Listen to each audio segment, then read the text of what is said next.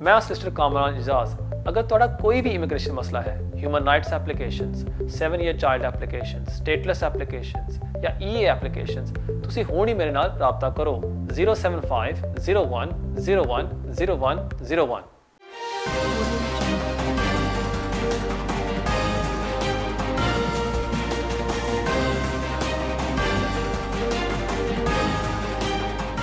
बिस्मिल्लाहिर्रहमानिर्रहीम। अस्सलाम वालेकुम नाज़रीन, मैं हूं आपका मेज़बान कामरान एजाज।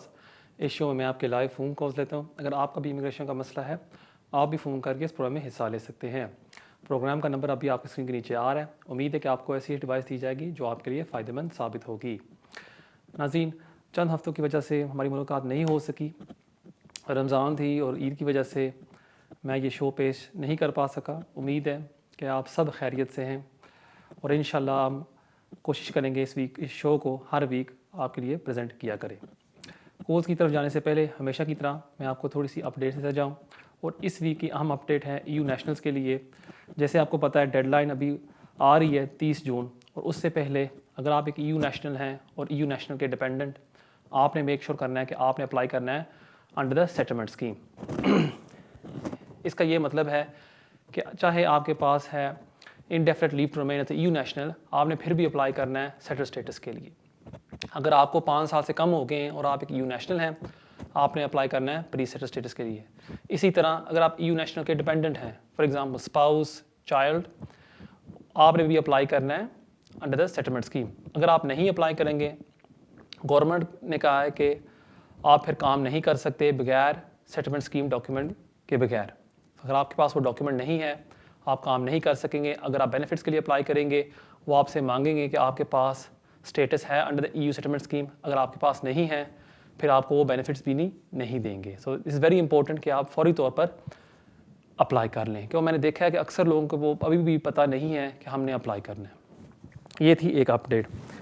एक दूसरी अपडेट जो मैं आपके साथ शेयर करना चाहता था वो थी कि अगर आप अपने पेरेंट्स को बुलाना चाहते हैं as a EU national, please जल्दी से बुला लें बिफोर 1 जुलाई, क्योंकि उसके बाद अगर आप अप्लाई करेंगे, अपने पेरेंट्स को स्पॉन्सर करना चाहते हैं, आपको साबित करना होगा कि आपके पेरेंट्स आपके ऊपर डिपेंडेंट हैं।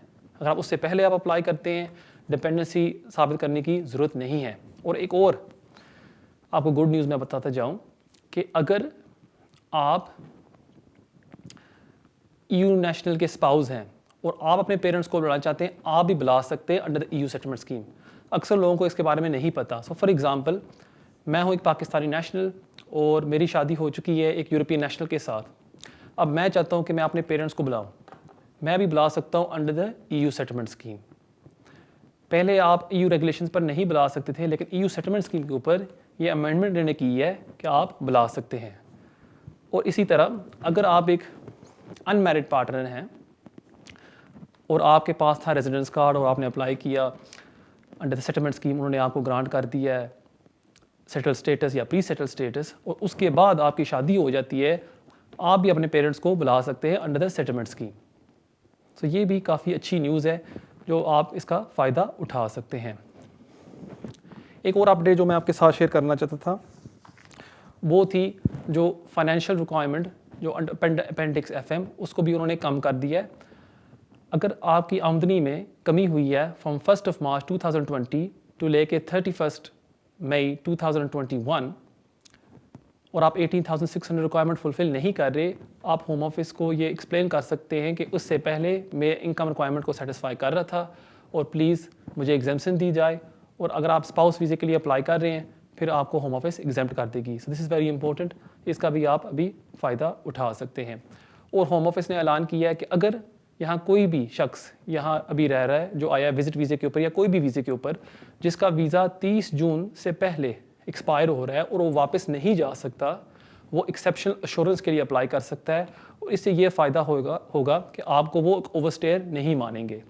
सो फॉर एग्ज़ाम्पल, अगर आपका वीज़ा एक्सपायर हो रहा है 1 जून को और आप वापस नहीं जा सकते, आप एक्सेप्शनल अश्योरेंस के लिए अप्लाई कर सकते हैं। वो आपको ग्रांट कर देंगे फॉर एग्जाम्पल 1 मंथ या 2 मंथ्स। और इससे ये फ़ायदा होगा कि जब आप वापस जाएंगे टू योर होम कंट्री और दोबारा अप्लाई करेंगे कि आप UK विज़िट करना चाहते हैं, जो पीरियड आपने ओवर स्टे किया था उसको आपके अगेंस्ट नहीं माना जाएगा। सो इससे आप फ़ायदा उठा सकते हैं। एक और चीज़ जो मैं सबको एक्सप्लेन करना चाहता था वो थी कि अगर आप यहाँ एंटर हुए थे फ्रॉम 24 जनवरी टू लेके 31 अगस्त 2020 और आप वापस नहीं जा सके, होम ऑफिस का ये कहना था कि जो पीरियड आपने ओवरस्टे किया है वो आपके अगेंस्ट नहीं माना जाएगा। सो फॉर एग्जांपल, अगर मैं यहाँ एंटर हुआ था जनवरी 2020 और मेरा वीज़ा एक्सपायर हो रहा था 30 जून 2020 को, 6 माह बाद, और 1 माह मैं ओवरस्टे हो गया, अगर मैंने ओवरस्टे किया भी है और मैं वापस चला गया उस दौरान फ्रॉम 24 जनवरी टू लेके 31 अगस्त 2020, वो जो पीरियड है वो होम ऑफिस मेरे अगेंस्ट नहीं मानेगी। लेकिन उसके बाद अगर आप ओवरस्टे यहाँ हो गए हैं, होम ऑफिस का ये कहना है कि आपने अरेंजमेंट्स करनी है और आपने वापस जाना है टू योर होम कंट्री।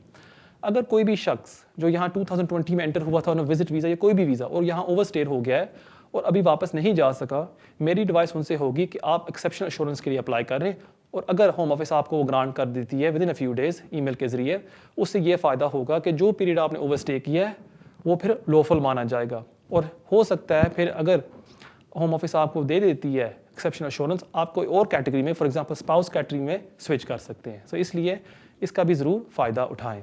नाज़रीन, ये थी इस वीक की अपडेट्स, उम्मीद है इससे आपको फ़ायदा होगा। नाज़रीन, बगैर कोई टाइम ज़ाया किए बढ़ते हैं हमारे पहले कॉल की तरफ। हेलो, अस्सलाम वालेकुम। वालेकुम सलाम। भाई, हमारा एक सवाल है, जो हमारा जो पासपोर्ट है ना, जी जी। पासपोर्ट में मिस्टेक किया था वो जो हमारा बर्थडे में। तो अभी ये जो पासपोर्ट है पहला मेरा था 16/4 यानी 64। 16/4/64, ठीक है। जी जी जी। सो अब जो भी मैं इंग्लैंड में आए थे तो भी हमारा वो जो पुराना जो पासपोर्ट नहीं थे मेरे साथ, तो वही टाइम में हम दूसरा पासपोर्ट बनाया। वो पासपोर्ट का टाइम ये लोग ने 16/4/73 लिख दिया। ठीक है, आपको उन्होंने ज़्यादा यंग कर दिया, ठीक है जी, 73 लिख दिया। तो जी जी। अभी जो मेरा जो पासपोर्ट पुराना पासपोर्ट जो है वो टाइम में मैं दूसरा मिडिल ईस्ट का मैं गया था 2-3 कंट्री में पुराना पासपोर्ट में। तो वो पासपोर्ट अभी मिला मेरे को, और मिडिल ईस्ट का जो कार्ड है, एक आईडी कार्ड है जो इमिग्रेशन का, वो कार्ड भी मेरे साथ है। लेकिन अभी जो हमारा पास बीटी पासपोर्ट है, सो ये डेट अभी चेंज कर सकते हो और नहीं? आपको ब्रिटिश पासपोर्ट किस बेस पर मिला था जी?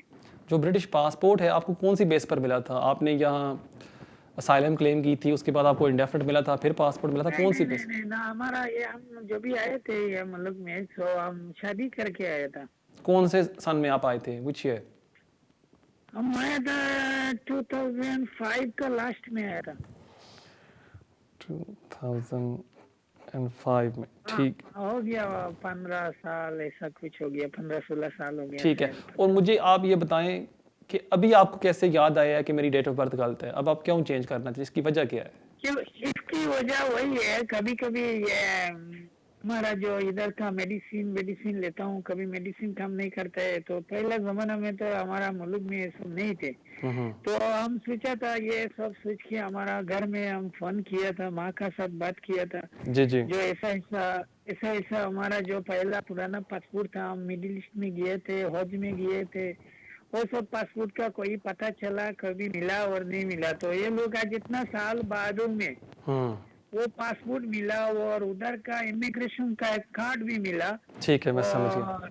हाँ, तो मैं देता हूँ आपके मिलने के सवाल। बाद अभी मैं सोच रहा हूँ ये सब अगर देगा वो लोग माने, और हमारा वो मेडिसिन वगैरह में कभी ये 10 साल का फर्क हो जाता है ना। जी जी बिल्कुल, मैं समझ गया, मैं देता हूँ आपके सवाल का जवाब। बहुत शुक्रिया आपके कॉल का। अब ये एक अजीब सा सिचुएशन है कि आपकी डेट ऑफ बर्थ चेंज होगी आपके नए पासपोर्ट के ऊपर, आपको पता ही नहीं लगा। अब यहाँ आप रिक्वेस्ट कर सकते हैं पासपोर्ट ऑफिस को कि मेरी डेट ऑफ बर्थ चेंज की जाए, क्योंकि मुझे पता नहीं था कि इसमें गलती है, या मुझे पहला पासपोर्ट नहीं मिला उस वजह से ये थोड़ी सी गलती होगी, या मेरी याददाश्त में थोड़ी कमज़ोरी थी और इस वजह से ये गलती होगी। आप उनको एक्सप्लेन कर सकते हैं। और मैंने देखा है अक्सर लोगों के डेट ऑफ बर्थ बाद में चेंज हो गए हैं। लेकिन कोई भी कदम उठाने से पहले मैं आपसे रिक्वेस्ट करूंगा एक सॉलिसिटर से मिलने जो आपके लिए एक डिटेल रिप्रेजेंटेशन बना सके, और फिर आप एप्लीकेशन सबमिट करें नए पासपोर्ट के लिए जहाँ आपकी करेक्ट डेट ऑफ बर्थ हो साथ लिखी हुई। इसलिए मेरी एडवाइस आपसे होगी कि फौरी तौर पर एक सॉलिसिटर को मिल लें। लेकिन जहाँ तक आपका ये सवाल है कि अगर डेट ऑफ बर्थ चेंज हो सकती है, जी बिल्कुल ये हो सकती है। बहुत शुक्रिया आपके कॉल का। नाज़रीन, मुझे बताया जा रहा है कि ब्रेक का वक्त हो जाता है। जाने से पहले मैं आपको अपना ईमेल एड्रेस दे जाऊँ जो अभी आपके स्क्रीन के ऊपर आ रहा होगा, keijaz@me.com। इसके ज़रिए आप मुझे कांटेक्ट कर सकते हैं और अगर आप मुझे मिलना चाहते हैं आप मुझे मिल भी सकते हैं। और हमेशा की तरह मैं आप सबसे रिक्वेस्ट करता हूँ कि आज शाम को इस प्रोग्राम को हम पब्लिश करेंगे यूट्यूब के ऊपर, और वहाँ भी जाके आप कमेंट्स में मुझे लिख सकते हैं। कोई भी सवाल आप मुझे पूछना चाहते हैं, मैं अपनी तरफ से पूरी कोशिश करूँगा उन सवालों के जवाब दूँ। नाज़रीन, कहीं नहीं जाना, मिलते हैं ब्रेक के बाद।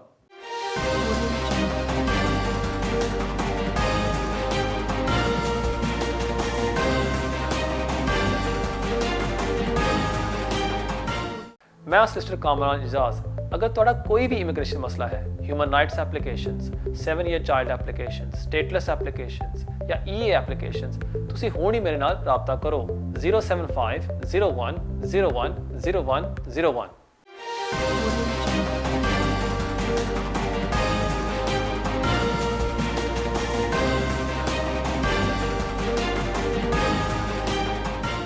नाजरीन, वेलकम बैक। बगैर कोई टाइम ज़ाया किए देखते हैं हमारे अगले कॉल कौन है। Hello hello, you live on है। हाय हाँ, यू लाइव ऑन है जी, फरमाइए।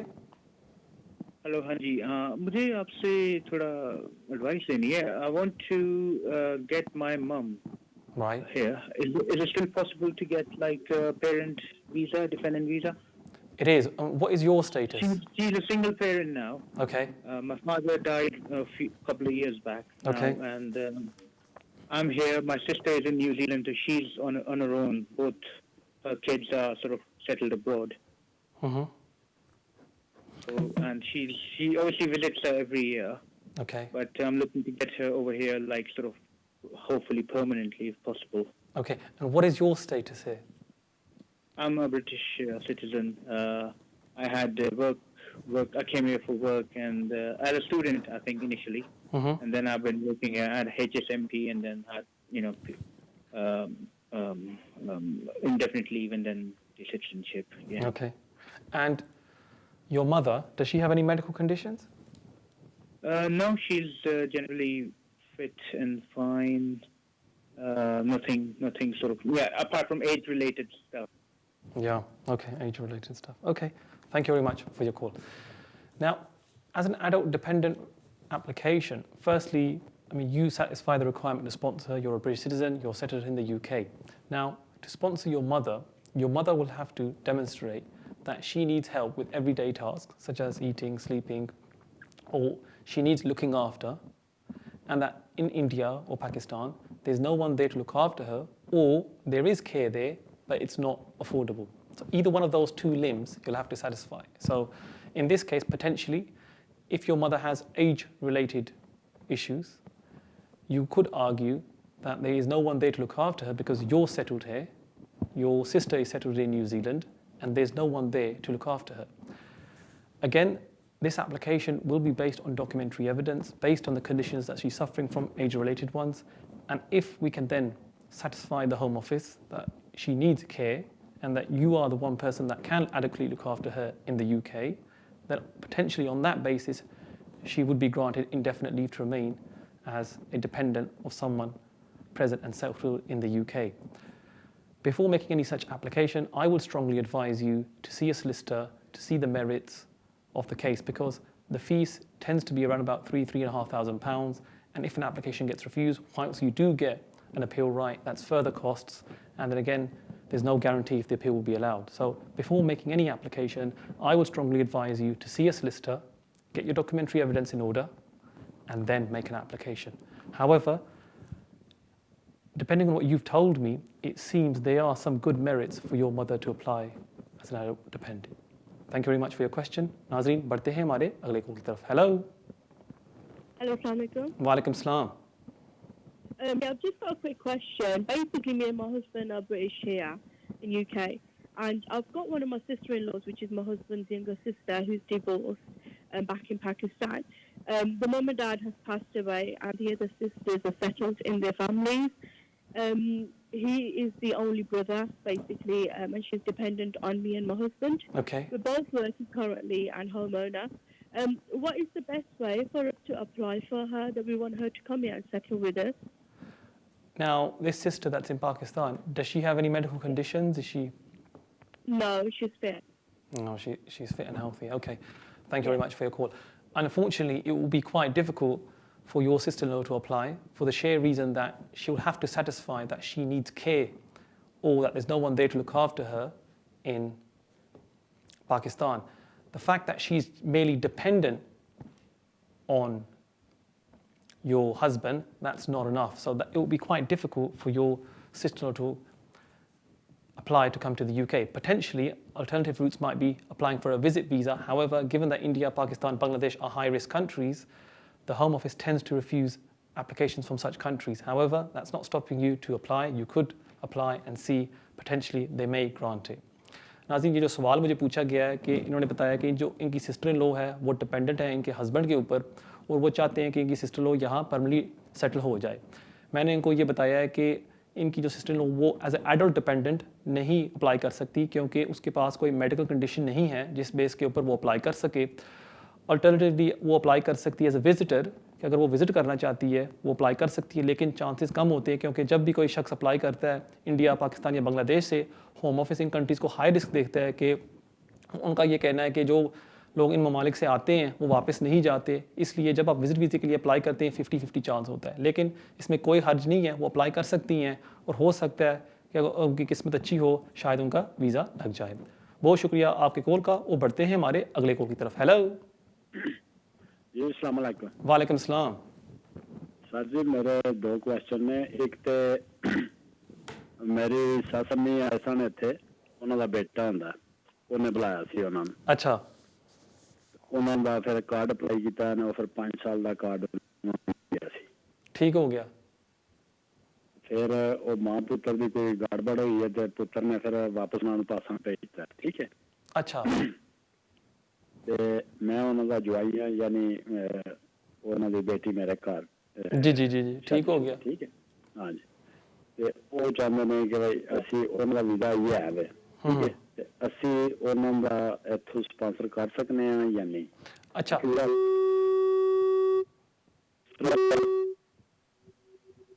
लगता है लाइन थोड़ी सी फॉल्ट आ गई। जी जी जी जी। अच्छा मेरा 2004। अच्छा, ठीक हो गया। जी जी।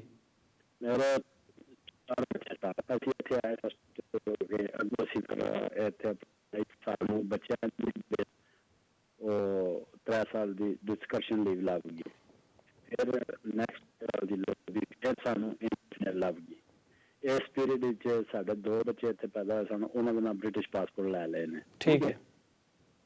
ਤੇ ਸਾਨੂੰ ਲਾਈਕ ਅੱਛਾ ਸੌਰੀ, ਲਾਈਨ ਵਿੱਚ ਥੋੜੀ ਜਿਹੀ ਫਾਲਟ ਆ ਰਹੀ ਹੈ। ਲਾਈਨ ਵਿੱਚ ਥੋੜੀ ਜਿਹੀ ਫਾਲਟ ਆ ਰਹੀ। ਤੁਸੀਂ ਕਿਹਾ ਕਿ ਉਹਨਾਂ ਦੇ ਬੇਟੇ ਨੇ ਉਹਨਾਂ ਨੂੰ ਸਪਾਂਸਰ ਕੀਤਾ ਸੀ ਤੇ 5 ਸਾਲ ਦੇ ਵੀਜ਼ੇ ਵਾਸਤੇ। ਉਹ ਉਹਨਾਂ ਦੇ ਜੋ ਬੇਟੇ ਨੇ ਉਹ ਯੂਰੋਪੀਅਨ ਨੇ, ਉਹਨਾਂ ਕੋਲ ਯੂਰੋਪੀਅਨ ਪਾਸਪੋਰਟ ਹੈ ਜਾਂ? ਜੀ ਉਹ ਸਪੈਨਿਸ਼ ਹੈ। ਠੀਕ ਹੋ ਗਿਆ। ਇਹਦਾ ਮਤਲਬ ਕਿ ਉਹ ਫਿਰ ਇੱਥੇ ਐਂਟਰ ਹੋਏ, 6 ਮਹੀਨੇ ਦਾ ਵੀਜ਼ਾ ਮਿਲਿਆ, ਉਸ ਤੋਂ ਬਾਅਦ ਉਹਨਾਂ ਨੇ 5 ਸਾਲ ਦਾ ਕਾਰਡ ਅਪਲਾਈ ਕੀਤਾ। ਠੀਕ ਹੋ ਗਿਆ ਨਾ? ਜੀ ਜੀ ਜੀ ਜੀ, ਠੀਕ ਹੋ ਗਿਆ। ਹੁਣ ਉਸ ਤੋਂ ਬਾਅਦ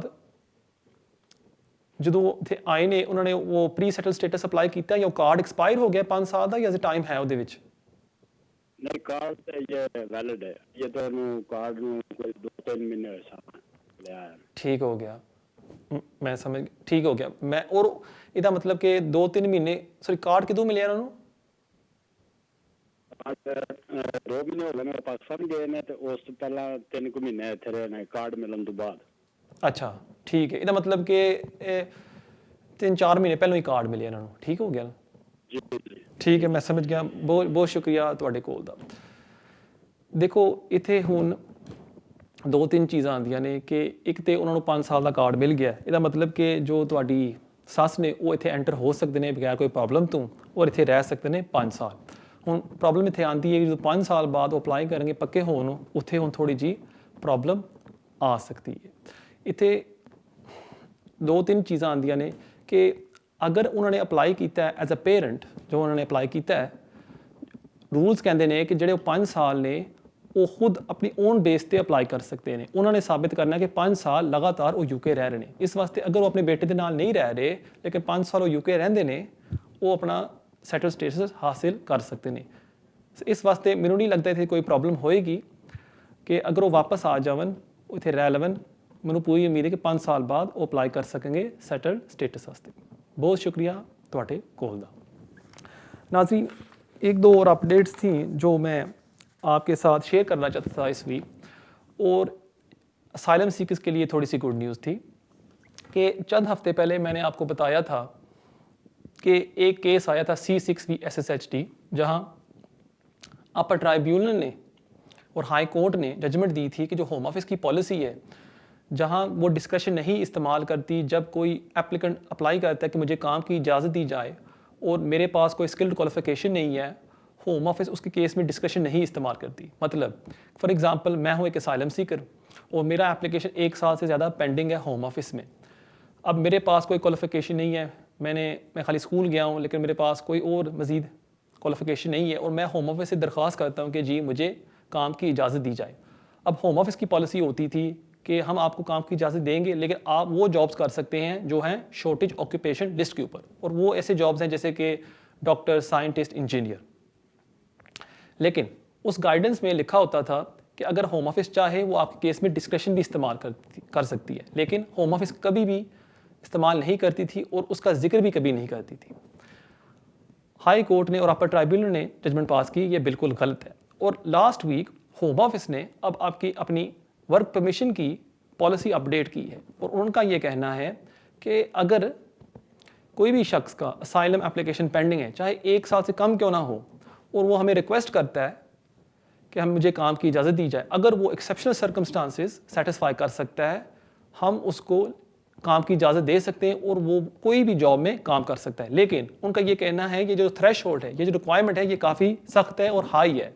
इसलिए अगर आप कहेंगे कि जी मेरे पास बच्चे हैं या मेरे पास कोई क्वालिफिकेशन नहीं है, वो इस वजह से मुझे काम की इजाज़त दी जाए, मैं कोई भी जॉब कर सकूँ, इस तरह वो एक्सेप्ट नहीं करेंगे। लेकिन ये थोड़ी सी गुड न्यूज़ है कि अगर आप साबित कर सकते हैं कि आपको बहुत ही ज़रूरत है काम की और आपके पास कोई भी क्वालिफिकेशन नहीं है, आप उनको रिक्वेस्ट कर सकते हैं कि आपको काम की इजाज़त आए इन एनी जॉब। सो इसका भी ज़रूर ख्याल रखिएगा। नाजरीन, देखते हैं हमारे अगले कॉलर कौन है। हेलो। हेलो जी, नमस्कार। नमस्कार। हाँ जी, हाँ जी, सत श्री अकाल। सत श्री अकाल। चलो मैं पूछना सी जी मैं Indian citizen see about more than 20 years ago. Ji And so and I'm now obviously a British citizen. ठीक हो गया। And I have a son from my first marriage. Okay. He is 31 years old now. Is it possible for him to come to this country, obviously not just to visit, to actually stay here? Is he married? To you. Is he married? No, but he will get married soon, I hope. He will get married, and I'm assuming he's fit and healthy. He is fit and healthy. Yeah. Okay. Thank you very much. From cancer. I understand. Thank you very much for your call. And things like that. Sorry? I am a cancer patient, but I'm under treatment. Okay. That's it. Those Okay. are the facts. I got that. Thank you very much for your call. Unfortunately, your son couldn't apply as an adult dependent relative because he doesn't have any care needs or any disability that he requires care of to be here in the UK. He could potentially apply under different routes. For example, if he's wanting to study in the UK on a student visa, which potentially, although does not lead to permanent settlement in the UK, he could switch to other categories afterwards to, for example, as a skilled worker, and then that would lead to permanent settlement in the UK. Alternatively, he could apply as a visitor to come and visit you in the UK, and because you've told me that you are currently under treatment, those are strong grounds for him to apply, and I'm quite confident that the Home Office would grant him a visit visa to come and visit you. So potentially that might be an option. However, with a visit visa, he can't stay permanently in the UK. It's a maximum of 6 months and he'll have to go back. Again, the best option will be for you to see a local solicitor who can advise you on what would be the best course of action. Thank you very much for your call. नाज़रीन, ये सवाल मुझे पूछा गया था हमारी aunty जी की तरफ से कि इनका जो बेटा है वो 31 साल का इंडिया में रह रहा है और वो चाहती हैं कि वो यहाँ परमानेंटली सेटल हो यूके में। मैंने इनको ये एक्सप्लेन किया है क्योंकि उनके बेटे के पास कोई मेडिकल कंडीशन तो नहीं है, वो एज एडल्ट डिपेंडेंट रिलेटिव तो यहाँ एंटर नहीं हो सकते।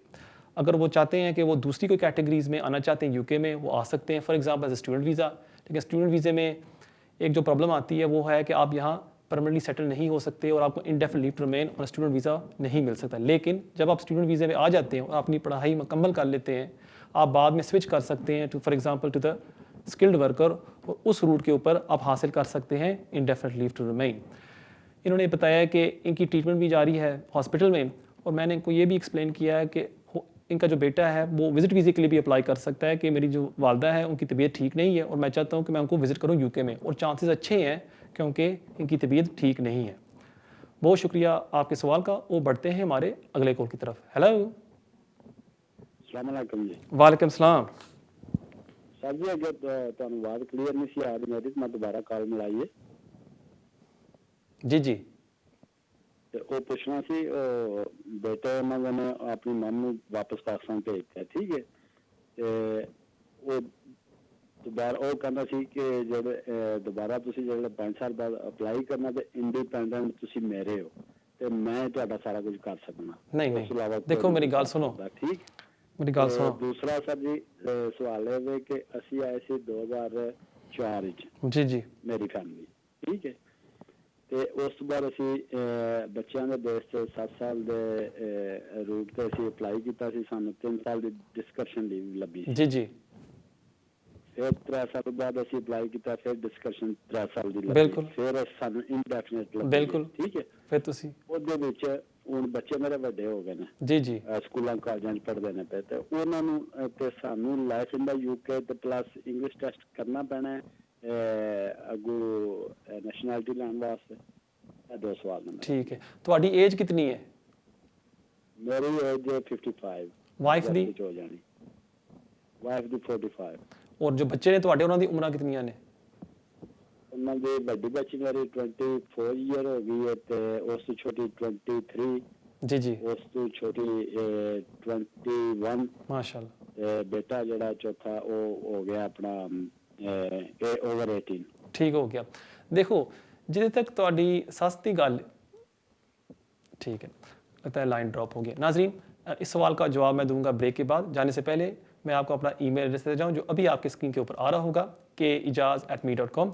अगर आप मुझे कोई सवाल पूछना चाहते हैं आप मुझे ईमेल कर सकते हैं, और अगर आप मुझे मिलना चाहते हैं ऑफिस में, इसके ज़रिए आप मुझे कांटेक्ट भी कर सकते हैं। मिलते हैं ब्रेक के बाद।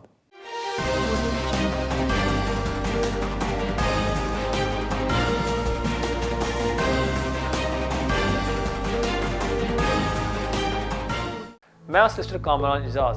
अगर ਤੁਹਾਡਾ ਕੋਈ ਵੀ ਇਮੀਗ੍ਰੇਸ਼ਨ ਮਸਲਾ ਹੈ, human rights applications, 7 year child applications, stateless applications ਜਾਂ ਈਏ ਐਪਲੀਕੇਸ਼ਨਸ, ਤੁਸੀਂ ਹੁਣ ਹੀ ਮੇਰੇ ਨਾਲ ਰਾਬਤਾ ਕਰੋ 07501010101।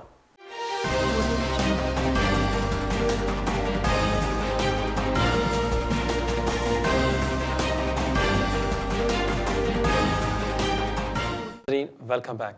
ਬ੍ਰੇਕ ਤੋਂ ਪਹਿਲਾਂ ਸਵਾਲ ਮੈਨੂੰ ਪੁੱਛਿਆ ਗਿਆ ਸੀ ਕਿ ਜੋ ਇਹਨਾਂ ਦੀ ਸੱਸ ਨੇ, ਉਹਨਾਂ ਨੂੰ 5 ਸਾਲ ਦਾ ਕਾਰਡ ਮਿਲਿਆ ਸੀ ਲੇਕਿਨ ਉਹ ਵਾਪਸ ਚਲੇ ਗਏ ਨੇ ਪਾਕਿਸਤਾਨ। ਉਹ ਜੋ ਇਹਨਾਂ ਦਾ ਬੇਟਾ ਹੈ ਉਹ ਕਹਿੰਦਾ ਕਿ ਮੈਂ ਉਹਨਾਂ ਨੂੰ ਵਾਪਸ ਨਹੀਂ ਲੈ ਕੇ ਆਵਾਂਗਾ। ਦੇਖੋ, ਅਗਰ ਕਾਰਡ ਤੁਹਾਡੀ ਸੱਸ ਕੋਲ ਅਜੇ ਹੈ ਉਹ ਫਿਰ ਵੀ ਐਂਟਰ ਕਰ ਸਕਦੇ ਨੇ, ਚਾਹੇ ਉਹਨਾਂ ਦੀ ਅਣਬਣ ਹੋ ਗਈ ਹੈ ਬੇਟੇ ਦੇ ਨਾਲ, ਉਹ ਫਿਰ ਵੀ ਐਂਟਰ ਕਰ ਸਕਦੇ ਨੇ। ਅਗਰ ਉਹ ਕਾਰਡ ਬੇਟੇ ਨੇ ਲੈ ਲਿਆ ਫਿਰ ਵੀ ਤੁਹਾਡੀ ਮਦਰ ਅਪਲਾਈ ਕਰ ਸਕਦੇ ਨੇ ਇੱਕ ਰਿਪਲੇਸਮੈਂਟ ਕਾਰਡ ਵਾਸਤੇ ਯੂਕੇ ਦੇ ਬਾਹਰ, ਔਰ ਉਹਨਾਂ ਨੂੰ ਇਸ਼ੂ ਹੋ ਸਕਦਾ ਹੈ ਪਾਕਿਸਤਾਨ ਦੇ ਵਿੱਚ, ਔਰ ਉਸ ਬੇਸ 'ਤੇ ਉਹ ਦੁਬਾਰਾ ਐਂਟਰ ਹੋ ਸਕਦੇ ਨੇ। ਜਦੋਂ ਉਹ ਦੁਬਾਰਾ ਇੱਥੇ ਐਂਟਰ ਹੋ ਜਾਣ, ਕਿਉਂਕਿ ਉਹ ਡਿਪੈਂਡੈਂਟ ਵੀਜ਼ੇ 'ਤੇ ਆਏ ਸਨ ਉਹਨਾਂ ਦੇ ਪੁੱਤਰ ਦੇ ਉੱਪਰ, ਲੇਕਿਨ ਜੋ ਰੂਲਸ ਕਹਿੰਦੇ ਨੇ ਕਿ ਅਗਰ ਇੱਕ ਪੇਰੈਂਟ ਇੱਕ ਡਿਪੈਂਡੈਂਟ ਵੀਜ਼ੇ 'ਤੇ ਆਉਂਦਾ ਹੈ, ਉਹ 5 ਸਾਲ ਆਪਣੇ ਪੂਰੇ ਕਰ ਸਕਦਾ ਹੈ ਆਪਣੀ ਬੇਸ 'ਤੇ। ਇਸ ਵਾਸਤੇ ਇਹ ਜੇ ਤੁਹਾਡਾ ਸੱਸ ਦਾ ਇਸ਼ੂ ਹੈ, ਮੈਂ ਤੁਹਾਨੂੰ ਕਹਾਂਗਾ ਥੋੜ੍ਹਾ ਜਿਹਾ ਕੰਪਲੀਕੇਟਿਡ ਹੈ। ਤੁਸੀਂ ਅਗਰ ਇੱਕ ਦਫਾ ਇੱਕ ਸਲਿਸਟਰ ਨੂੰ ਮਿਲ ਲਓ, ਉਹ ਤੁਹਾਨੂੰ ਫਿਰ ਤਫਸੀਲੀ ਦੱਸ ਸਕਦਾ ਹੈ ਕਿ ਤੁਹਾਨੂੰ ਕੀ ਕਦਮ ਉਠਾਉਣਾ ਚਾਹੀਦਾ ਹੈ। ਜਿੱਥੇ ਤੱਕ ਤੁਹਾਡਾ ਦੂਸਰਾ ਸਵਾਲ ਹੈ ਕਿ ਤੁਹਾਡੇ ਸਾਰਿਆਂ ਨੂੰ ਫੈਮਿਲੀ ਮੈਂਬਰਸ ਨੂੰ ਮਿਲ ਗਈ ਹੈ ਇੰਡੈਫਿਨਿਟ ਲੀਵ ਟੂ ਰਿਮੇਨ, ਹੁਣ ਤੁਸੀਂ ਨੈਸ਼ਨੈਲਿਟੀ ਵਾਸਤੇ ਅਪਲਾਈ ਕਰਨਾ ਚਾਹੁੰਦੇ ਹੋ, ਤੁਹਾਨੂੰ ਸਾਰਿਆਂ ਨੂੰ apply life in the UK ਔਰ B1 ਪਾਸ ਕਰਨਾ ਹੋਵੇਗਾ, ਕਿਉਂਕਿ ਤੁਹਾਡੀ ਏਜ 65 ਤੋਂ ਕਮ ਹੈ। ਅਗਰ 65 ਤੋਂ ਜ਼ਿਆਦਾ ਹੁੰਦੀ ਤੁਹਾਡੀ ਜਾਂ ਤੁਹਾਡੀ ਵਾਈਫ ਦੀ, ਫਿਰ ਤੁਸੀਂ ਐਗਜ਼ੈਂਪਟਸ ਹੋ। ਲੇਕਿਨ ਜੋ ਤੁਹਾਡੇ ਬੱਚੇ ਨੇ और ਤੁਸੀਂ ਵੀ ਉਹ ਤੁਹਾਡੀ ਵਾਈਫ ਤੁਸੀਂ ਸਾਰੇ 65 ਤੋਂ ਨੀਚੇ ਹੋ, ਇਸ ਵਾਸਤੇ ਤੁਹਾਨੂੰ B1 और life in the UK test pass करना होएगा। बहुत शुक्रिया ਤੁਹਾਡੇ ਕੋਲ ਦਾ। और नाज़रीन देखते हैं हमारे अगले कॉल कौन है। हेलो अस्सलाम वालेकुम। वालेकुम सलाम। जी मेरा आपसे क्वेश्चन ये है कि मैं यहाँ पे स्टूडेंट आया था ना, तो फिर मैंने शादी के वीज़े पे स्विच किया, तो उन्होंने मेरे 10 ईयर रूल पे डाल दिया। तो मैंने जब 2.5 ईयर गुजरे तो मैंने उसको 5 ईयर रूल पे स्विच करना चाहा, तो पर उनको 18,600 पूरे नहीं थे, तो उन्होंने रिफ्यूज़ कर दिया। तो मुझे राइट ऑफ अपील दे दिया। तो फिर मैंने अपील की, तो मेरी अपील थी 27 जुलाई 2018। तो मैंने ऐसे किया कि मैंने 9 जुलाई नहीं है वो मैंने यहाँ नई एप्लीकेशन डाली, को मेरी इनकम पूरी हो गई थी, और 19 जुलाई मैंने अपील विदड्रॉ कर ली। 27 मेरी हेयरिंग थी, 9 जुलाई को मैंने नई एप्लीकेशन डाली। तो 28 अगस्त को मुझे 2018 को स्पाउस वीज़ा मिल गया। क्योंकि मेरे आज 10 ईयर्स कंट्री में पूरे हो गए यूके में, तो मैंने पूछना था कि मैं, क्योंकि मैंने अप्लाई कर सकता हूँ ILR इस पे, क्योंकि मेरे अभी स्पाउस वीज़ा पूरा में 2 ईयर बाकी हैं। ठीक है, देखिए पहली बात तो मैं आपको बताता जाऊँ, ये जो लॉन्ग रेजिडेंस के क्वेश्चंस होते हैं ना, ये 1 मिनट में यहाँ टीवी पर आप सही तरह का जवाब नहीं ले सकते, लेकिन कोशिश करते हैं इस सवाल के जवाब को देने की। आपने मुझे बताया कि आप स्टूडेंट वीज़े पर यहाँ आए थे और आपने अप्लाई किया था 9 जुलाई 2018 को, और आपका एप्लीकेशन उन्होंने रिफ्यूज़ कर दिया। उन्होंने आपको अपील राइट दी, और अपील राइट आपने फिर बाद में विड्रॉ की, और उसके बाद आपको दोबारा आपने फ्रेश एप्लीकेशन की, उन्होंने आपको ग्रांट कर दिया, और आपके अब 10 साल यहाँ पूरे हो गए यूके में। अब यहाँ आपने मेक श्योर करना है कि जब आपका एप्लीकेशन, जब आपने अप्लाई किया था इनिशियली 5 ईयर रूट के ऊपर, उस टाइम आपके पास वैलिड लीव थी या नहीं, ये आपने मेक श्योर करना है। फॉर एग्जांपल, अगर आपके पास उस टाइम 10 ईयर रूट पर लीव थी, और चाहे उसके बाद आपने अप्लाई किया अंडर द 5 ईयर रूट, उन्होंने रिफ्यूज़ कर दिया, आप अपील में गए, या उसके बाद आपने एक और एप्लीकेशन कर दी, अगर उस दौरान आपके पास लीव थी, फिर तो आपके 10 साल अगर पूरे हो गए हैं, आप लॉन्ग रेजिडेंस की बेस के ऊपर अप्लाई कर सकते हैं। लेकिन अगर उसमें कोई ब्रेक है, फिर आप अप्लाई नहीं कर सकते। मेरी एडवाइस आपसे पहले ये होगी कि फौरी तौर पर आप अपना सब्जेक्ट एक्सेस रिपोर्ट मंगवा लें होम ऑफिस से, और वहाँ फिर आप चेक कर सकते हैं कि अगर आपकी लीव में ब्रेक हुई है या नहीं। ये बहुत इंपॉर्टेंट होता है कि आप अपनी रिकॉर्ड होम ऑफिस से मंगवा लें, वहाँ आप चेक कर सकते हैं कि आपका ब्रेक में, आपकी लीव में कोई ब्रेक है। सो ये आप फौरी तौर पर कर लें, और उसके बाद आप फिर डिसाइड करें कि आप एप्लीकेशन सबमिट करना चाहते हैं या नहीं। बहुत शुक्रिया आपके सवाल का, और देखते हैं हमारे अगले कॉलर कौन है। हेलो अस्सलाम वालेकुम। वालेकुम सलाम जी, मैं लंदन तो बोल रहे हैं, तो मैं ना अपनी वाइफ के बारे पूछना है। स्पोर्ट्स वीजे थे जी ते सेकंड एक्सटेंशन हो गई है, वो ना 11 मार्च ਨੂੰ ਗਈ ਹੈ ਪਾਕਿਸਤਾਨ। ठीक हो गया। ठीक है, ਉੱਥੇ ਨਾ ਹੁਣ 2.5 ਮਹੀਨੇ ਹੋਣ ਲੱਗੇ ਨੇ ਉਹਨੂੰ ਉੱਥੇ। जी ਤੇ ਹੁਣ ਲੋਕਡਾਊਨ ਹੋਇਆ ਹੈ, ਮਸਲਾ ਹੋਇਆ ਹੈ ਫਲਾਈਟਾਂ ਦਾ ਵੀ, ਪਾਕਿਸਤਾਨ ਵੀ ਰੈੱਡ ਲਿਸਟ ਤੇ ਹੈ। ਜੀ ਤੇ ਹੁਣ ਉਹਨਾਂ ਕੀ ਕਰ, ਅਗਲੀ ਜਿਹੜੀ ਉਹਦਾ ਇੰਡੈਫੀਨਿਟ ਉਸ ਤੇ ਅਪਲਾਈ ਕਰਨਾ ਹੈ। इंडेफिनिट वास्ते कितना टाइम रहता है? लीव वीज़ा कितों एक्सपायर हो रहा है? साल बाद 2023 वो तो बहुत टाइम रहता है ना जी। नहीं, वो अगर 3 महीने तो ज्यादा रह जाती ਉੱਥੇ ਮਸਲਾ ਹੋਇਆ ਹੈ ਨਾ ਜਿਹੜਾ, ਤੇ ਉਹਦੇ ਬਾਰੇ ਚ ਮੈਂ ਪੁੱਛਣਾ ਸੀ। ठीक है, मैं ਦਿੰਦਾ ਤੁਹਾਡੇ ਸਵਾਲ ਦਾ ਜਵਾਬ। बहुत शुक्रिया जी थैंक यू। बहुत शुक्रिया ਤੁਹਾਡੇ ਕੋਲ ਦਾ। देखो, ਜਦੋਂ ਤੁਸੀਂ ਅਪਲਾਈ ਕਰਦੇ ਹੋ ਸਪਾਊਸ ਵੀਜ਼ੇ ਤੇ, और चाहे ਤੁਸੀਂ ਅਪਲਾਈ ਕਰਦੇ ਹੋ ਇੰਡੈਫੀਨਿਟ ਵਾਸਤੇ ਜਾਂ ਤੁਸੀਂ ਅਪਲਾਈ ਕਰਦੇ ਹੋ ਐਕਸਟੈਂਸ਼ਨ ਵਾਸਤੇ, ਉਹਦੇ ਵਿੱਚ ਕੋਈ ਐਸੀ ਰਿਕੁਆਇਰਮੈਂਟ ਨਹੀਂ ਹੁੰਦੀ ਕਿ ਤੁਸੀਂ 90 ਦਿਨ ਤੋਂ ਜ਼ਿਆਦਾ ਯੂਕੇ ਦੇ ਬਾਹਰ ਨਹੀਂ ਗੁਜ਼ਾਰ ਸਕਦੇ। ਤੁਸੀਂ ਗੁਜ਼ਾਰ ਸਕਦੇ ਹੋ, ਚਾਹੇ ਤੁਸੀਂ 100 ਦਿਨ ਗੁਜ਼ਾਰ ਲਓ ਜਾਂ ਤੁਸੀਂ 120 ਦਿਨ ਗੁਜ਼ਾਰ ਲਓ। ਅਗਰ ਤੁਸੀਂ ਐਕਸਟੈਂਸ਼ਨ ਵਾਸਤੇ ਅਪਲਾਈ ਕਰਦੇ ਹੋ under spouse visa, home office ਤੁਹਾਨੂੰ ਗ੍ਰਾਂਟ ਕਰ ਦਿੰਦੀ ਹੈ। ਅਗਰ ਤੁਹਾਡੀ ਵਾਈਫ ਅਪਲਾਈ ਕਰੇਗੀ ਇੰਡੈਫੀਨਿਟ ਵਾਸਤੇ 2023 ਦੇ ਵਿੱਚ, ਚਾਹੇ ਉਹ 120 ਜਾਂ 130 ਦਿਨ ਗੁਜ਼ਾਰ ਲੈਂਦੀ ਹੈ ਹੁਣ ਯੂਕੇ ਦੇ ਬਾਹਰ, ਜਾਂ 180 ਦਿਨ, ਹੋਮ ਆਫਿਸ ਤੁਹਾਡੀ ਵਾਈਫ ਨੂੰ ਗ੍ਰਾਂਟ ਕਰ ਦੇਗੀ ਇੰਡੈਫੀਨਿਟ ਲੀਵ ਟੂ ਰਿਮੇਨ। ਕਿਉਂਕਿ ਜੋ ਰੂਲਸ ਕਹਿੰਦੇ ਨੇ ਉਹ ਇਹ ਕਹਿੰਦੇ ਨੇ ਕਿ ਤੁਸੀਂ, ਉਹ ਤੁਹਾਡੀ ਵਾਈਫ ਨੇ ਸਾਬਿਤ ਕਰਨਾ ਹੁੰਦਾ ਹੈ ਕਿ ਤੁਸੀਂ ਇੱਥੇ ਰਹਿਣਾ ਚਾਹੁੰਦੇ ਹੋ ਯੂਕੇ ਦੇ ਵਿੱਚ ਪਰਮਨੈਂਟਲੀ, ਉਹ ਤੁਸੀਂ ਸਾਬਿਤ ਕਰਨਾ ਹੁੰਦਾ। ਅਗਰ ਹੁਣ ਫਰਜ਼ ਕਰੋ ਤੁਹਾਡੀ ਵਾਈਫ 9 ਮਹੀਨੇ ਰਹਿੰਦੀ ਪਾਕਿਸਤਾਨ ਦੇ ਵਿੱਚ, ਵਾਪਸ ਆ ਜਾਂਦੀ ਹੈ 1 ਮਹੀਨਾ, ਫਿਰ ਉਸ ਤੋਂ ਬਾਅਦ ਫਿਰ ਚਲੇ ਜਾਂਦੀ ਹੈ 6 ਮਹੀਨੇ ਪਾਕਿਸਤਾਨ, ਫਿਰ ਹੋਮ ਆਫਿਸ ਤੁਹਾਡੀ ਐਪਲੀਕੇਸ਼ਨ ਨੂੰ ਰਿਫਿਊਜ਼ ਕਰ ਸਕਦੀ ਹੈ। ਲੇਕਿਨ ਅਗਰ ਤੁਹਾਡੀ ਵਾਈਫ 3-4 ਮਹੀਨੇ ਜਾਂ 5 ਮਹੀਨੇ ਰਹਿੰਦੀ ਹੈ ਪਾਕਿਸਤਾਨ ਦੇ ਵਿੱਚ, ਉਹ ਫਿਰ ਉਹਨੂੰ ਐਗਜ਼ੈਂਪਟ ਕਰ ਦਾਂਗੇ, ਉਹਦੇ ਵਿੱਚ ਕੋਈ ਪ੍ਰੋਬਲਮ ਨਹੀਂ ਹੋਏਗੀ ਜਦੋਂ ਤੁਸੀਂ ਵਾਈਫ ਅਪਲਾਈ ਕਰੇਗੀ ਇੰਡੈਫੀਨਿਟ ਲੀਵ ਟੂ ਰਿਮੇਨ ਵਾਸਤੇ। ਲੇਕਿਨ ਹੁਣ ਜਦੋਂ ਤੁਹਾਡੀ ਵਾਈਫ ਅਪਲਾਈ ਕਰੇਗੀ ਨੈਸ਼ਨੈਲਿਟੀ ਵਾਸਤੇ ਉੱਥੇ ਉਹ ਫਿਰ ਦੇਖਣਗੇ ਪਿਛਲੇ 5 ਸਾਲਾਂ ਦੇ ਵਿੱਚ ਕਿ ਤੁਸੀਂ ਕਿੰਨੇ ਦਿਨ ਯੂਕੇ ਤੋਂ ਬਾਹਰ ਗੁਜ਼ਾਰੇ ਨੇ। ਉੱਥੇ ਵੀ ਤੁਹਾਡੀ ਵਾਈਫ ਐਗਜ਼ੈਂਪਸ਼ਨ ਵਾਸਤੇ ਅਪਲਾਈ ਕਰ ਸਕੇਗੀ ਕਿ ਜੀ ਕਰੋਨਾ ਵਾਇਰਸ ਸੀ, ਫਲਾਈਟ ਨਹੀਂ ਮਿਲ ਰਹੀ ਸੀ, ਉਸ ਵਜ੍ਹਾ ਤੋਂ ਮੈਂ ਯੂਕੇ ਐਂਟਰ ਨਹੀਂ ਕਰ ਸਕਦੀ ਸਾਂ, ਔਰ ਫਿਰ ਹੋਮ ਆਫਿਸ ਉਹਨੂੰ ਐਗਜ਼ੈਂਪਟ ਕਰ ਦੇਗੀ। ਅਗਰ ਤੁਹਾਡੇ ਕੋਲ ਇੱਕ ਰੀਜ਼ਨ ਹੈ ਵੈਲਿਡ, ਹੋਮ ਆਫਿਸ ਦੀ ਗਾਈਡੈਂਸ ਕਹਿੰਦੀ ਹੈ ਫਿਰ ਤੁਹਾਨੂੰ ਅਸੀਂ ਐਗਜ਼ੈਂਪਟ ਕਰ ਸਕਦੇ ਹਾਂ, ਕਿਉਂਕਿ ਜਦੋਂ ਤੁਸੀਂ ਅਪਲਾਈ ਕਰਦੇ ਹੋ ਨੈਸ਼ਨੈਲਿਟੀ ਵਾਸਤੇ ਤੁਹਾਨੂੰ ਸਾਬਿਤ ਕਰਨਾ ਹੁੰਦਾ ਹੈ ਕਿ ਪਿਛਲੇ 5 ਸਾਲਾਂ ਦੇ ਵਿੱਚ ਤੁਸੀਂ 450 ਦਿਨ ਯੂਕੇ ਤੋਂ ਬਾਹਰ ਨਹੀਂ ਗੁਜ਼ਾਰੇ। ਉਹ ਤੁਸੀਂ ਸਾਬਿਤ ਕਰਨਾ ਹੁੰਦਾ ਹੈ। ਉਹ ਜੋ ਪਿਛਲਾ ਆਖਰੀ ਸਾਲ ਹੁੰਦਾ ਹੈ ਤੁਸੀਂ ਸਾਬਿਤ ਕਰਨਾ ਕਿ ਤੁਸੀਂ 90 ਦਿਨ ਤੋਂ ਜ਼ਿਆਦਾ ਨਹੀਂ ਗੁਜ਼ਾਰੇ। ਸੋ ਇਸ ਵਾਸਤੇ ਅਗਰ ਤੁਹਾਡੀ ਵਾਈਫ ਫॉर ਐਗਜ਼ਾਮਪਲ 120 ਦਿਨ ਇਸ ਸਾਲ ਗੁਜ਼ਾਰ ਲੈਂਦੀ ਹੈ ਯੂਕੇ ਤੋਂ ਬਾਹਰ, ਲੇਕਿਨ ਪਿਛਲੇ ਜਦੋਂ ਨੈਸ਼ਨੈਲਿਟੀ ਵਾਸਤੇ ਅਪਲਾਈ ਕਰਦੀ ਹੈ ਉਹ 5 ਸਾਲਾਂ ਦੇ ਵਿੱਚ 450 ਦਿਨ ਤੋਂ ਜ਼ਿਆਦਾ ਨਹੀਂ ਗੁਜ਼ਾਰਦੀ, ਉਹਦਾ ਐਪਲੀਕੇਸ਼ਨ ਮਨਜ਼ੂਰ ਹੋ ਜਾਏਗਾ। तो इस वास्ते मेरे ख्याल में तुहानू कोई परेशान होने की जरूरत नहीं। बहुत शुक्रिया तुहाडे कॉल दा, और देखते हैं हमारे अगले कॉलर कौन है। हेलो, अस्सलाम वालेकुम कमरान भाई। वालेकुम सलाम। सर कैसे हो? ठीक ठाक जी, शुक्र अल्लाह का। सर जी मेरा क्वेश्चन ये है कि मैं 2012 में 3 साल का वीजा लिया है लेगेसी में, ठीक है, और हाँ जी वो खत्म हो गया, फिर 3 साल का लिया, फिर वो खत्म हो गया, फिर इंडेफिनिट मिला, और इंडेफिनिट जो मिला पूरा 1 साल बाद मैंने नेशनलाइजेशन के लिए अप्लाई किया 2019 वो रिफ्यूज हो गया सितंबर में, और अभी तक मुझे कोई डिसीजन नहीं आया, कोई जवाब नहीं आया नेशनलाइजेशन का। 2019 में आपने अप्लाई किया? हाँ जी। ये तो तकरीबन 2 साल हो गए। हाँ जी तकरीबन 2 साल हो गए सर जी, और अभी तक कोई जवाब नहीं मिला। और आपने सोलिसिटर के थ्रू अप्लाई किया था या खुद अप्लाई किया था? नहीं जी खुद अप्लाई किया था मैंने। ये आपने नहीं करना चाहिए था, ये आपने, ठीक है मैं देता हूँ आपके सवाल का जवाब। बहुत शुक्रिया आपके कॉल का। हमेशा मैं आप सबको एडवाइस करता होता हूँ, प्लीज़ चाहे आप ये शो देख लें, सवाल पूछ लें, आप यूट्यूब पर बेशुमार वीडियोस देखते रहें, बेशुमार वहाँ वकील बैठे हुए हैं जो ये वीडियोस बनाते रहते हैं, कंसल्टेंट्स भी हैं, लेकिन प्लीज़ जब भी कोई एप्लीकेशन सबमिट करें एक सोलिसिटर को एक दफ़ा ज़रूर मिल लिया करें एडवाइस के लिए, उससे चेक करवा लें कि ये मेरा एप्लीकेशन सही है, कि बाद में प्रॉब्लम्स आती हैं जिस तरह इस भाई ने हमें बताया है कि अभी उनका एप्लीकेशन 2 साल से ज़्यादा पेंडिंग है होम ऑफिस में। अब यहाँ आप एक चीज़ ज़रूर कर सकते हैं, फौरी तौर पर एक सोलिसिटर को मिले और सोलिसिटर को कहें कि वो एक लेटर लिखे होम ऑफिस को कि 2 साल हो गए आपने इस एप्लीकेशन को क्यों पेंडिंग रखा हुआ है। हो सकता है होम ऑफिस ने आपके एप्लीकेशन को का जवाब कर दिया हो और आपको वो डिसीजन ना मिली हो, ये भी हो सकता है। इसलिए मेरी आपसे ये एडवाइस होगी कि फौरी तौर पर आप एक सोलिसिटर को मिल लें और उसको कहें कि जी एक लेटर लिखें कि मुझे अपडेट दी जाए कि अभी कितना टाइम क्यों लग रहा है। एक और चीज़ मैं आपको बताता जाऊं कि आपने मुझे बताया कि 2012 में आपको मिला था डिस्कशन लीव टू रिमेन, उसके बाद आपको 3 साल की वीज़ा मिला, उसके बाद आपने दोबारा अप्लाई किया, आपको 3 साल का वीज़ा मिला, फिर आपने ILR के लिए अप्लाई किया, और फिर आपने 18 में अप्लाई किया नेशनलिटी के लिए।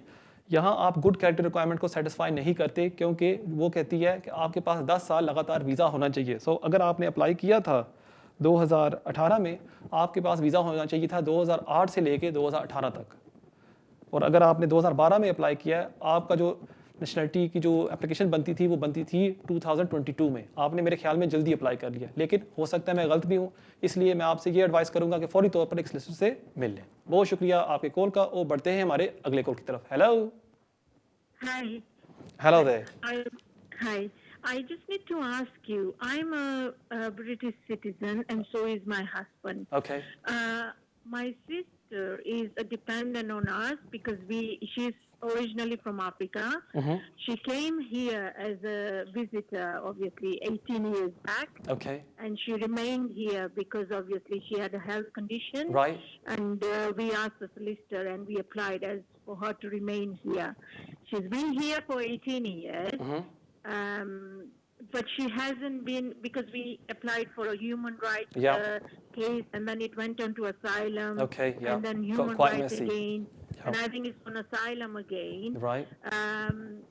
And according to somebody being here for 18 years, am I right in asking that after 20 years, does she automatically get the right to remain here? She's found a partner. She is in a living relationship, but we don't want to take the chances that they say that she's got to go back because we haven't got anybody where she's come from to support her. So we don't want to take a chance where the Home Office says she's got to go back there and apply because she's been here for 18 years and she's not even allowed to work. So I just wanted a little bit information. What what can be done on this? Sure. Now, your sister, you informed me that she has medical conditions. I mean, what medical conditions does she have, if you don't mind me asking? Well, when she came here, Right. she came with a very nasty relationship from where she was. Okay, I understand. So obviously we called her as a visitor, but she I was very understand. depressed. I understand. But she obviously has come a bit out of it now. No, I And understand. she's found somebody as well. And her But partner- I just wanted to know, is that 20 years still the law, that somebody remains here for 20 years? Would she be allowed to apply for it automatically? Yeah. Her partner, what nationality does he have? Is he British? Does he have indefinite? British. He's British. And do they have any children together by any chance? No. No, they don't. Okay. No. And how old is her partner approximately? Well, my sister is 40, and he must be in his 45 or 46, in Okay. his 50s, yeah. Okay. 40, sorry. Right. Thank you very much for your call. In short, there is a rule, there's a provision in the immigration rules that if you have lived in the UK for 20 years, you can apply for leave to remain. That's not an automatic provision. That doesn't mean that, as soon as you've lived here 20 years, automatically you'll get a visa. You still have to satisfy the immigration rules. You still have to satisfy that you've lived here continuously, so you have to provide documentary evidence. If your sister has that documentary evidence for each year, which I'm sure she has, there's a good chance that she will get leave to remain in the UK. Now, you informed me that your sister has a partner, he's a British citizen. Potentially, she could apply as a partner of a British citizen in the UK. If she has no money for the application, she can apply for a fee waiver and the Home Office could exempt her from the Home Office fees. She would have to show insurmountable obstacles and exceptional circumstances. That is quite a high threshold, but not impossible. My advice for you would be, see a solicitor, potentially look at submitting an application now under the partner route. And if you get a fee waiver, you've got nothing to lose and everything to gain. So that might be a route available to you. If you do not want to take that option, then in 2 years' time, once she's completed 20 years, if you've got your documentary evidence in order, I'm very hopeful that she will get her leave to remain. Thank you very much for your call. नाज़रीन, ये था हमारा आखिरी सवाल आज के लिए। उम्मीद है आपको ये प्रोग्राम पसंद आया होगा। हमेशा की तरह मैं आप सबसे रिक्वेस्ट करता हूँ कि प्लीज़ आप जाएं YouTube के ऊपर और वहाँ सब्सक्राइब करें मेरे चैनल को। अगर आप टाइप करें सर्च में कामरान इजाज़, वहाँ आपको मेरी तस्वीर नज़र आ जाएगी और वहाँ प्लीज़ सब्सक्राइब करें। और अगर आपने कोशिश की है आज कॉल करने की और आपकी बारी नहीं आई, परेशान ना हो, आज शाम को इस वीडियो को हम पब्लिश करेंगे यूट्यूब के ऊपर और वहाँ कमेंट्स में आप मुझे कोई भी सवाल अगर पूछना चाहते हैं आप मुझे पूछ सकते हैं और इंशाल्लाह मैं अपनी तरफ से पूरी कोशिश करूँगा आपके सवालों के जवाब दूँ। इंशाल्लाह ताला हमारी मुलाकात होगी अगले हफ्ते इसी टाइम 6 से लेकर 7 बजे सिर्फ वीनस टीवी पर। तब तक के लिए मुझे इजाज़त दें। अस्सलाम वालेकुम।